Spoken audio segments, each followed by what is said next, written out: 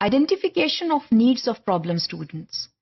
Classroom management का मसला तब आता है जब क्लासरूम के अंदर चंद तालिब इल्म जो हैं वो प्रॉब्लम क्रिएट कर रहे हों। Now let's see who identifies the problem. सबसे पहले तो पेरेंट्स को करनी चाहिए। Parents must know that there are problem behaviors with their children. So parents are the best sources to identify the problem areas of their students.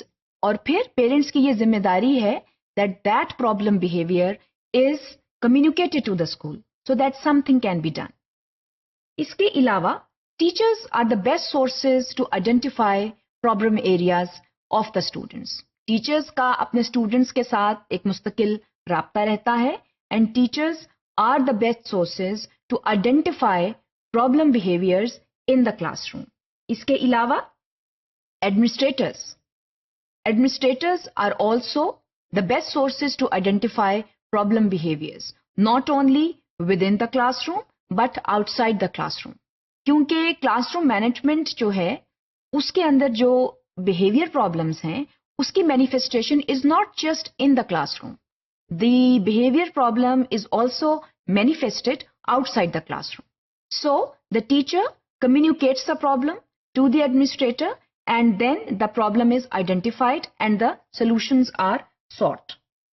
इसके अलावा peers जो बच्चों के साथी हैं, the class fellows, they are the best sources to identify the problem. बच्चे जो हैं जब कोई problem behavior करते हैं, so the direct effectees are actually the peers. So the peers should be encouraged to identify the problem because the ultimate aim is to solve the problem. For that, identification is very important. इसके अलावा school में जो support staff है उन लोगों को भी जो है वो इतना बताना चाहिए हाउ आर प्रॉब्लम्स आइडेंटिफाइड। तो सपोर्ट स्टाफ जो स्कूल में है उसको भी ये बताना चाहिए कि प्रॉब्लम जो है वो आ रही है, स्टूडेंट के बिहेवियर में कोई प्रॉब्लम है और उसको आइडेंटिफाई करके प्रॉपर सोर्स तक पहुंचाना उनकी जिम्मेदारी है। कम्युनिटी। अब कम्युनिटी में कौन लोग आ जाते हैं? कम्युनिटी में वो तमाम लोग आ जाते हैं जो स्कूल के इर्द गिर्द जो हैं वो रह रहे हैं। जो जैसे मैंने बताया कि प्रॉब्लम बिहेवियर जो है उसकी मैनिफेस्टेशन सिर्फ क्लासरूम के अंदर ही नहीं होती, उसकी मैनिफेस्टेशन जो है क्लासरूम के बाहर भी होती है। और प्रॉब्लम बिहेवियर का बाज़ औक़ात root cause may not be in the classroom, it can be outside the classroom. So जो कम्युनिटी है, सपोर्ट स्टाफ है, एडमिनिस्ट्रेटर्स हैं, they are the best sources to identify the problem outside the classroom. अब school को क्या करना चाहिए? How does the school handle the problem? सबसे पहले तो ये बहुत जरूरी है that there are appropriate policies in place. अगर ये प्रॉब्लम बिहेवियर है उसके लिए ये पॉलिसी है, उसके लिए ये रूल है।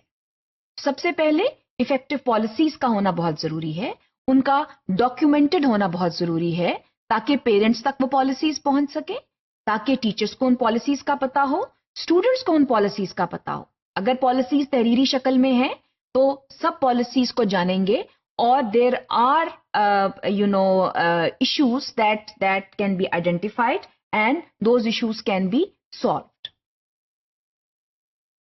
इसके अलावा ये बहुत जरूरी है कि policies are adhered to and rules are followed when problems are identified.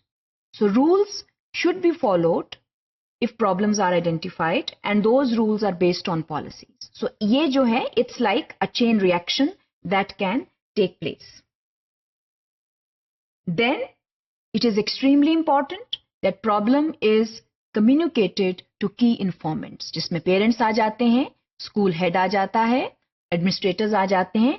अगर प्रॉब्लम बिहेवियर जो है वो क्लासरूम के अंदर हो रहा है, again there should be policies कि इस प्रॉब्लम बिहेवियर को कम्युनिकेट किया जाए, क्योंकि अल्टीमेटली हमने मसले का हल निकालना है।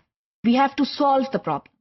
उसके लिए ये बहुत जरूरी है कि अगर पेरेंट्स को बुलाना है तो उनको बुलाया जाए, स्कूल हेड को इन्वॉल्व करना है तो स्कूल हेड को इन्वॉल्व किया जाए, कोऑर्डिनेटर्स को इन्वॉल्व करना है तो उनको किया जाए, क्योंकि these areas should be dealt with very strictly and should be taken very seriously.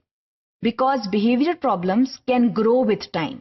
So they should be, handled at the very right moment.